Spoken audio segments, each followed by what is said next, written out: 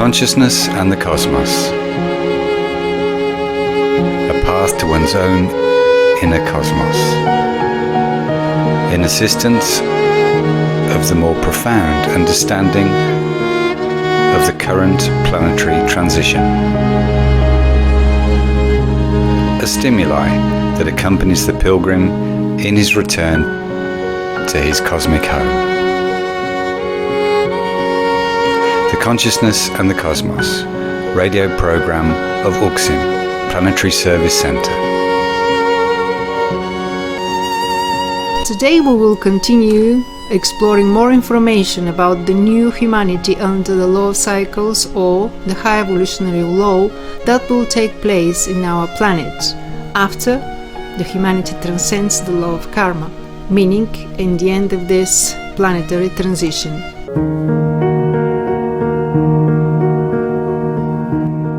We will start with the first question, that is, will there be languages?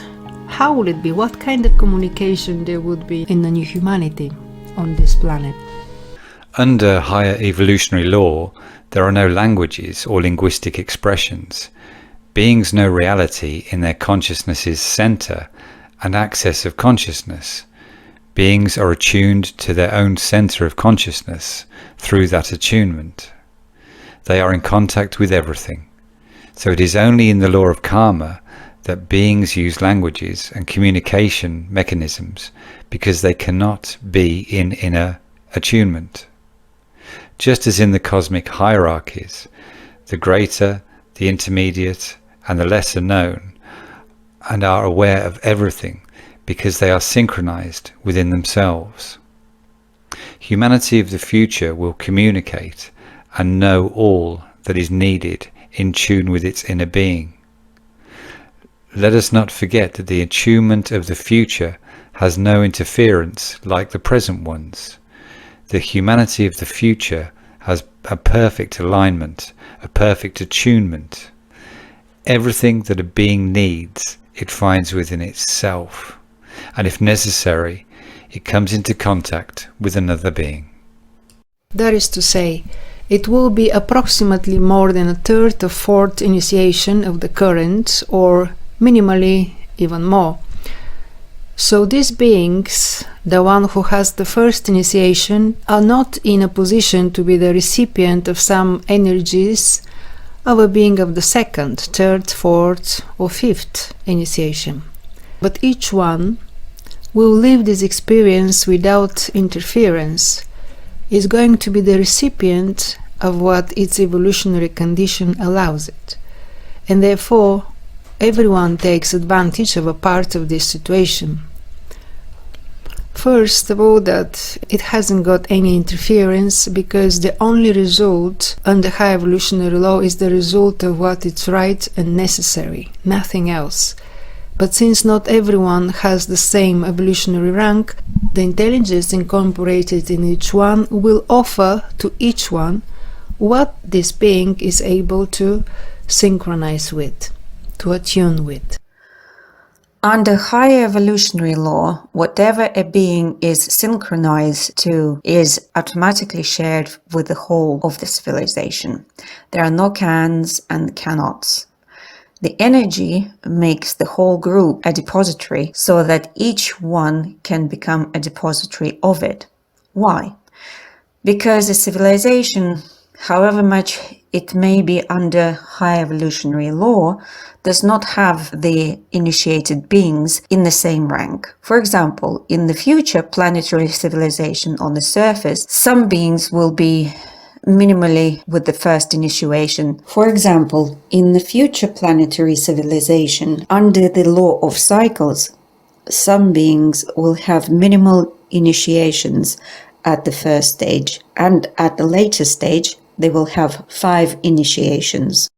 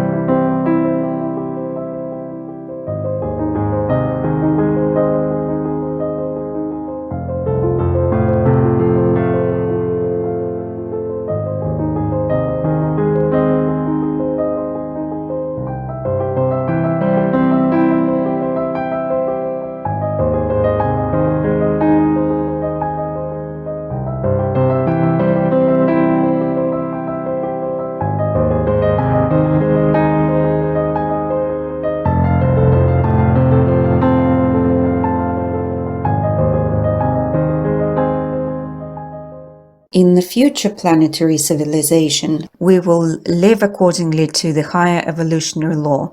Under this law, the monada, so-called spirit, will represent a continuation of the planet.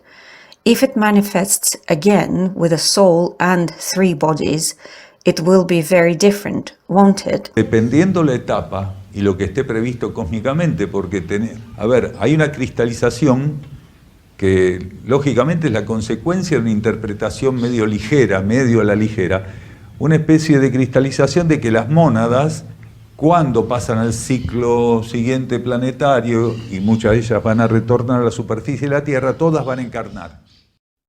Depending on the stage and what is foreseen cosmically, there is a crystallization that is logically the consequence of a somewhat loose interpretation, a kind of crystallization that the monadas, when they pass to the next planetary cycle, and many of them will return to the surface of the Earth, all of them will incarnate. So there are monads that will not incarnate immediately. They will be present as part of the monadic ensemble on the planetary surface, but they might not incarnate immediately and work on the monadic level together with the hierarchies. Why not all monadas? Because otherwise would start with this planetary superpopulation thing. Entonces, puede ser que muchas de las mónadas que no pueden ser rescatadas con el traje psicofísico, quiere decir con la conciencia física y psíquica, mente, cuerpo astral y cuerpo físico, podría ser. The monadas respond to archetypes, to paradigms. In this sense, the monadas have to incarnate at each stage of the new planetary surface under higher evolutionary law, complement each other, and others that may incarnate in more advanced cycles, but are present on the surface of the planet at inner levels, operate in the great monadic network, which does not necessarily mean that they are all incarnated. So it could be that many of the monadas that cannot be rescued with the psychophysical bodies, that is, with the psychic and physical consciousness, mind, astral body and physical body. Many of the monadas that are not going to incarnate immediately, but that are going to operate, are going to be installed in the monadic ensemble, cooperating with the tasks of the monadic ensemble. It could be that this is not a rule, but it could be that they are not of the monadas that will immediately incarnate, but will operate, be installed in the monadic ensemble, cooperating with the hierarchical tasks only on the monadic level, and those others who were rescued, and all the tree bodies of the personality, that is, with the sixfold context, those monadas, it could be that once they receive the adaptation on the internal levels, the adaptation, the new genetic code, they are the first ones to incarnate because they already have the synthesis given of the change of genetic code and the previous adaptation.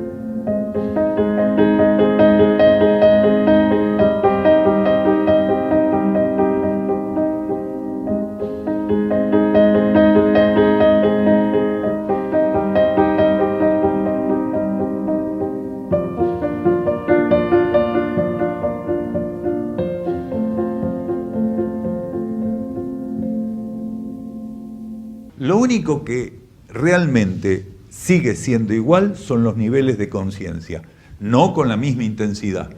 Pero los 7 niveles de conciencia siguen siendo los mismos, solamente que con patrones vibratorios, magnéticos y energéticos superiores.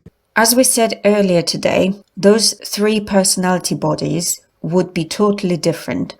The only thing that really remains the same are the levels of the consciousness, not with the same intensity, but the 7 levels of consciousness remain the same.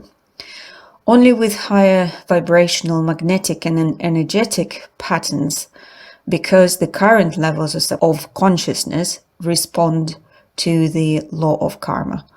That is to say, they are very limited. The 7 levels correspond to the law of karma. Only one may think that the monada is not actually under the law of karma, but it does project its energy under the law of karma. So there is a degree of limitation to that expression. When the monada is taken to a field under higher evolutionary law, the voltage it can emit to the inframonadic level is higher. And the monada itself, by passing from the law of karma to the higher evolutionary law, goes through initiatory processes, also handles higher voltages, is a receiver of higher voltages, and can apply a higher voltage administration ceremony. Well, in this case, the question would be, would it be any change in a physical body? Would it become simply etheric? No, va a seguir siendo etérico físico. Lo que la jerarquía explica es, el nivel etérico actual es equivalente al nivel físico futuro. No es que va a ser etérico, pero lo que la jerarquía, para que entendamos el grado de las tramas etéricas y físicas del futuro, dice, nuestro cuerpo etérico actual... No, it will continue to be etheric and physical. What the hierarchy explains is that the present etheric level is equivalent to the future physical level. Not that it will be etheric, but what the hierarchy says in order for us to understand the degree of the etheric and physical fabrics of the future. Our present etheric body is approximately equivalent in a symbolic way to the physical body of the future. Therefore, the etheric body of the future will have a level of subtlety that is unimaginable to us, because we don't operate with any cosmic etheric substance of that at the present time. It doesn't exist.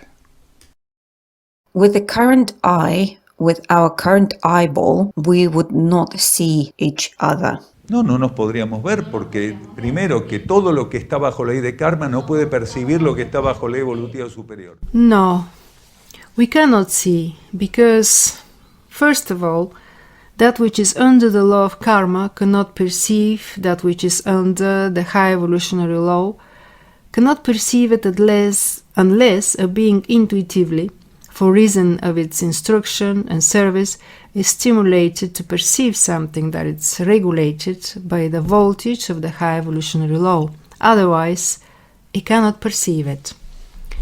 This planet is actually filled with consciousness, energy, and life governed by the high evolutionary law and even of the law of equilibrium. However, we are unable to perceive it because we are fully and complicitly identified with all what is visible, measurable, and quantifiable.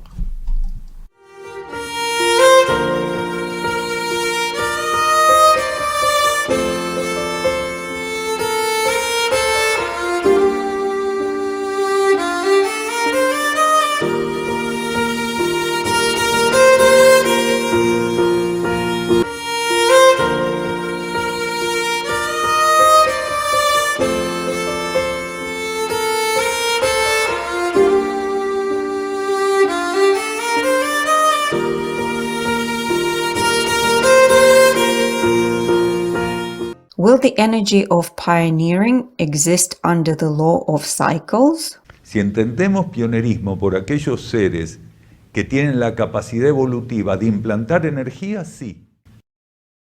If we understand pioneering to mean those beings who have the evolutionary capacity to implant energies, yes. Those would be the first ones to incarnate then.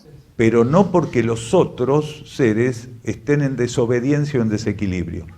En el cosmos siempre hay conciencias que están preparadas para implantar energías. De hecho, hay jerarquías.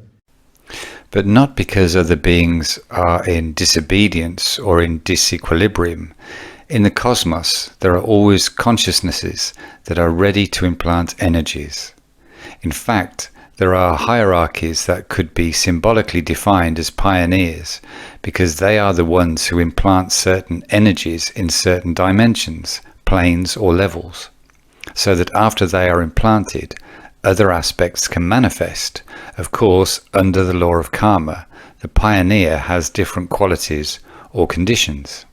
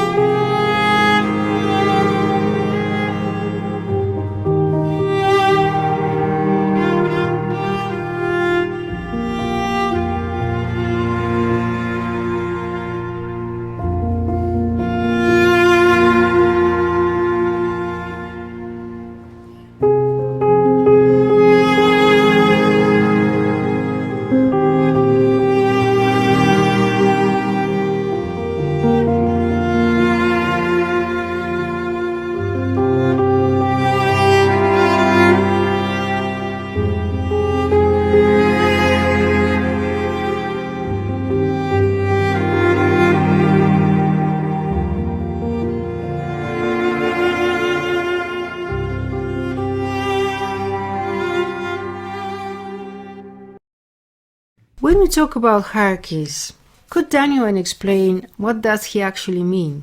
Algunos le llaman extraterrestres, intraterrenos, seres de Erg, seres de Sirius. Quiere decir, jerarquías son seres que llegaron a un nivel evolutivo donde la influencia de la materia, la interferencia de la materia ya no existe. If some call them extraterrestrial, intraterrestrial, beings of X, beings of Sirius, it means hierarchies are beings who have reached an evolutionary level where the influence of matter, the interference of matter, no longer exists for them. That is to say, they transcended the material laws, and in that context we define hierarchies. They are consciousnesses that are free and have transcended the law of karma.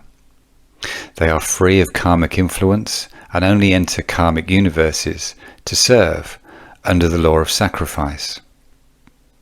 That is to say, a being who is a member of the active hierarchy must have passed, in order to have a certain degree of activity, the law of karma. Then they can always be in matter operating, assisting. In fact, all karmic fields are assisted by hierarchies. But they are not dependent on, nor are they regulated by the law of karma, nor are they interfered with by the law of karma, nor are they wildly governed by desires, ambitions. Members of the hierarchy are beings free from material influence in their consciousness.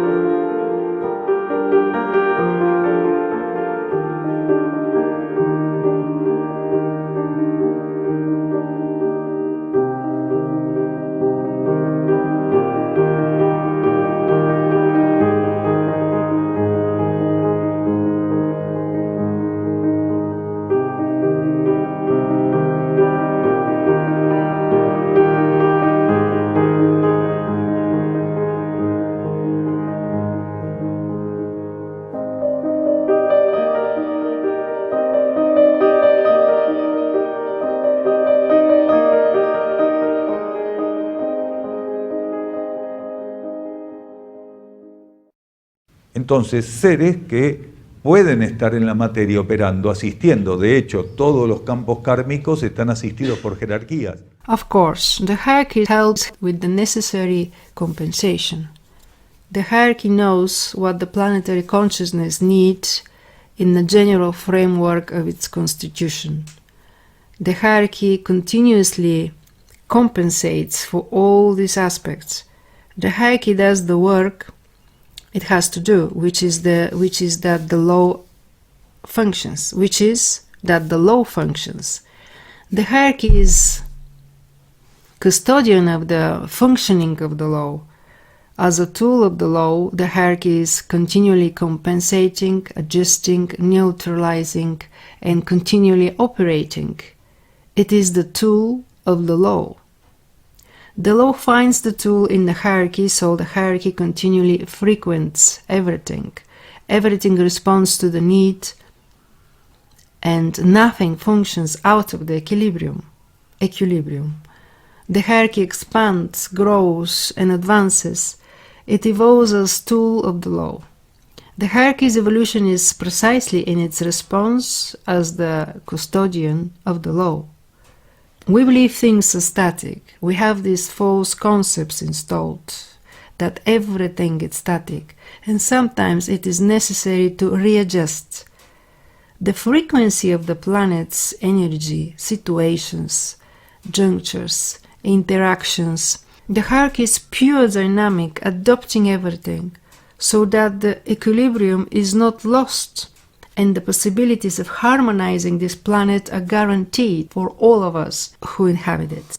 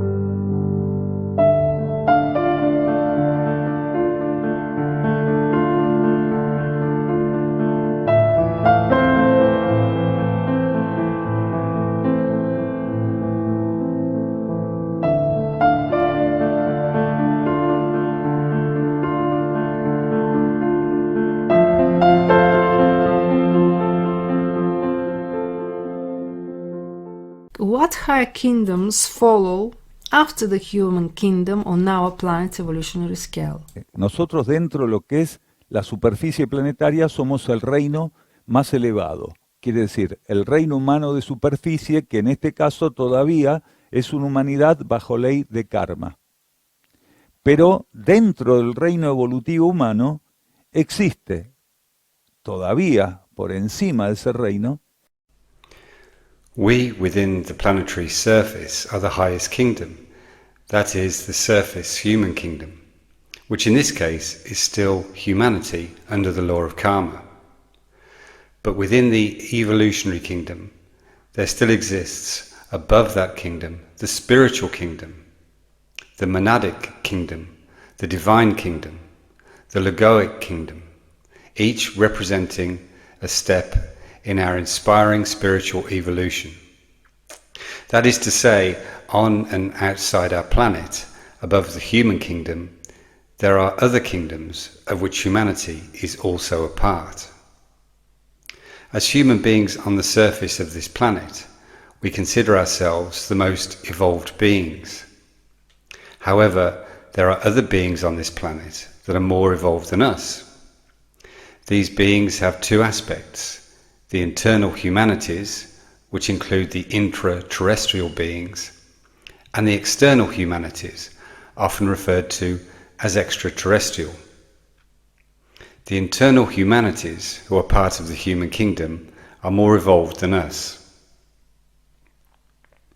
So between the beings on the interior of the planet, of which the intra-terrestrials are one of those humanities, and the extraterrestrial beings who are also related to our planet and other cosmic levels, all of them are evolutionarily above us. So although they are part of the human kingdom, they are human beings with a higher evolution than us.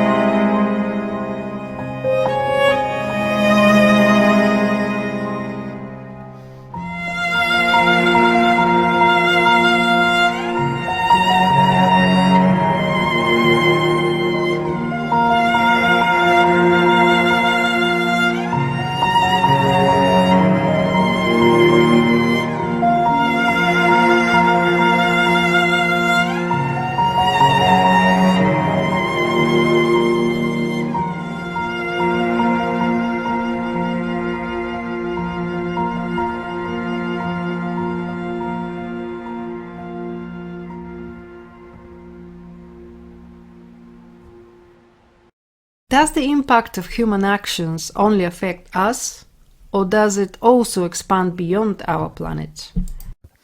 A ver, como en el cosmos todo está en coligación, aunque no lo entendamos así, todo está unido, Cuando una humanidad no puede sintonizar, no puede profundizar y aún menos puede concretar su planificación evolutiva, termina generando obligatoriamente. When humanity cannot be in attunement, cannot go deeper, and even less cannot realize its evolutionary planning, it ends up generating obligatory adjustments, and it's generating in one way or another the need to accommodate cosmic issues. This undercourses the importance and the relevance of each individual in this cosmos, in the cosmic equilibrium. Suppose a planetary system of life has to be taken to another planet. In that context, if humanity cannot get it right and delays the possibility of parts of the humanity being taken to another planet, or different planets on that matter, things have to be accommodated, because certain streams of humanity are not going to make it to those planets. Every time humanity fails to do its internal planning, in one way or another, it generates adjustments and accommodations so that things can continue to function. Indeed, if we don't do things right, not only do we generate interference in the context of planetary life, in the context of systemic life, meaning our solar system, but we have to move on to do things relative to plan B, to plan C, elsewhere, in the cosmos, because we are not supplying those places with the fulfillment of our task here in this planet. The cosmos is all united together.